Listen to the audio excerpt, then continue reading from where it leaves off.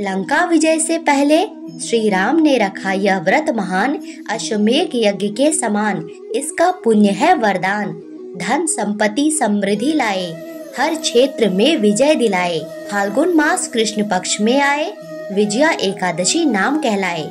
जय श्री कृष्णा सनातनियों, आप सभी को फाल्गुन मास के कृष्ण पक्ष की एकादशी, जिसे विजया एकादशी कहते हैं, की हार्दिक शुभकामनाएं। हिंदू धर्म में हर माह में आने वाली शुक्ल पक्ष और कृष्ण पक्ष की एकादशी बेहद खास मानी जाती है। यह दिन जगत के पालनहार श्री हरि विष्णु जी की पूजा आराधना के लिए समर्पित होती है। धार्मिक मान्यताओं के अनुसार विजया एकादशी का व्रत रखने से भक्तों को हर क्षेत्र में विजय की प्राप्ति होती है।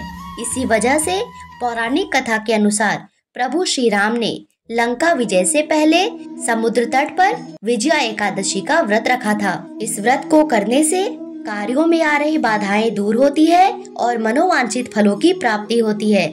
तो चलिए जानते हैं इस वर्ष 2025 में विजया एकादशी कब मनाई जाएगी।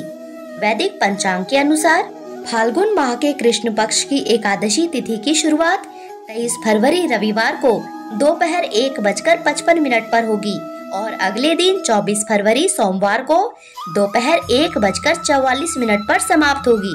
सनातन धर्म में उदया तिथि बहुत महत्वपूर्ण मानी जाती है, इसीलिए उदया तिथि के अनुसार 24 फरवरी 2025 सोमवार को विजया एकादशी का व्रत रखा जाएगा और केवल इसी दिन सारे गृहस्थ जन और वैष्णव जन एकादशी का व्रत रखेंगे। अब जानते हैं इस दिन रहने वाले शुभ मुहूर्त के बारे में। तो 24 फरवरी 2025 सोमवार को ब्रह्म मुहूर्त होगा सुबह 5:19 से 6:07 तक। सूर्योदय होगा सुबह 6:56 पर और एकादशी की प्रातः काल पूजा का समय रहेगा सुबह 5:45 से 7:05 तक।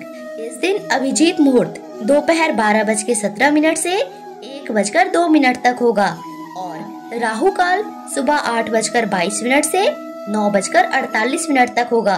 इस दिन सूर्यास्त होगा शाम 6:23 पर और एकादशी में संध्या काल की पूजा का समय रहेगा 6:15 से 6:40 तक। विष्णु पुराण के अनुसार एकादशी के दिन संध्या काल में भगवान विष्णु माता लक्ष्मी के संग पृथ्वी भ्रमण पर आते हैं और प्रत्येक घर में प्रवेश करते हैं।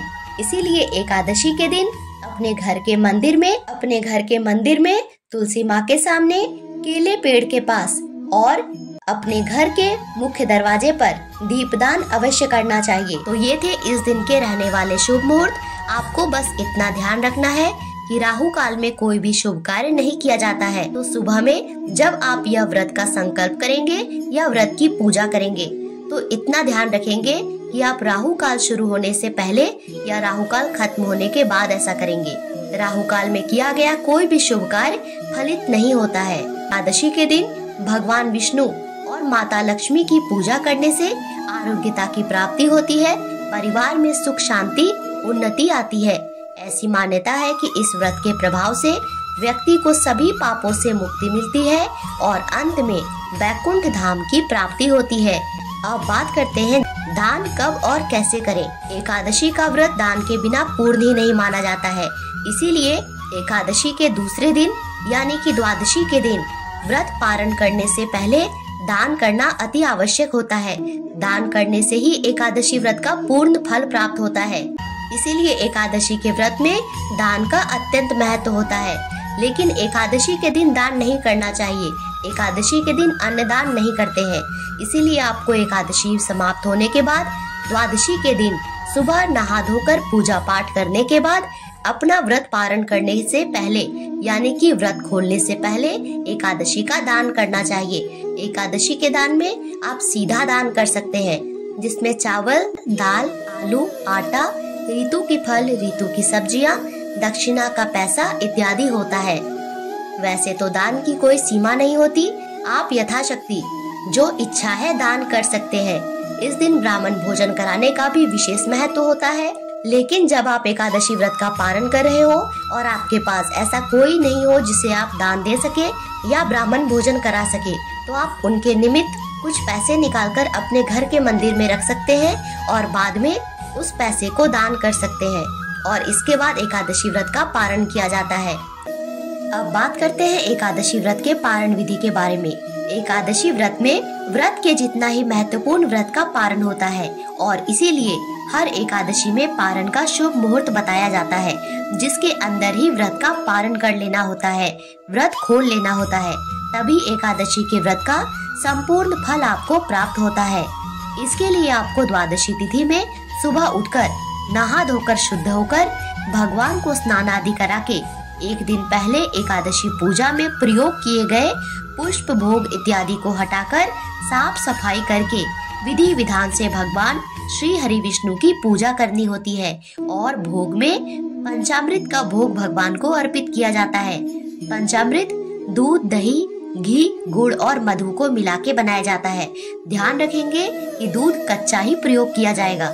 इसी के साथ द्वादशी तिथि में चावल का भी बहुत महत्व होता है, तो आप चावल से बनी भोग भी रख सकते हैं, परंतु भगवान विष्णु को अर्पित नहीं करेंगे क्योंकि भगवान विष्णु को चावल नहीं चढ़ाया जाता है। आप बना कर रख सकते हैं अपने पारण के लिए। फिर भगवान के चरणों में पंचामृत अर्पित करके तुलसी पत्र और पंचामृत से आपको अपने व्रत का पारण करना होता है और चावल या चावल से बनी कोई चीज भी आपको द्वादशी तिथि पर जरूर से जरूर खानी होती है, तभी एकादशी का पारण संपूर्ण माना जाता है और आपको एकादशी व्रत का पूर्ण फल प्राप्त होता है।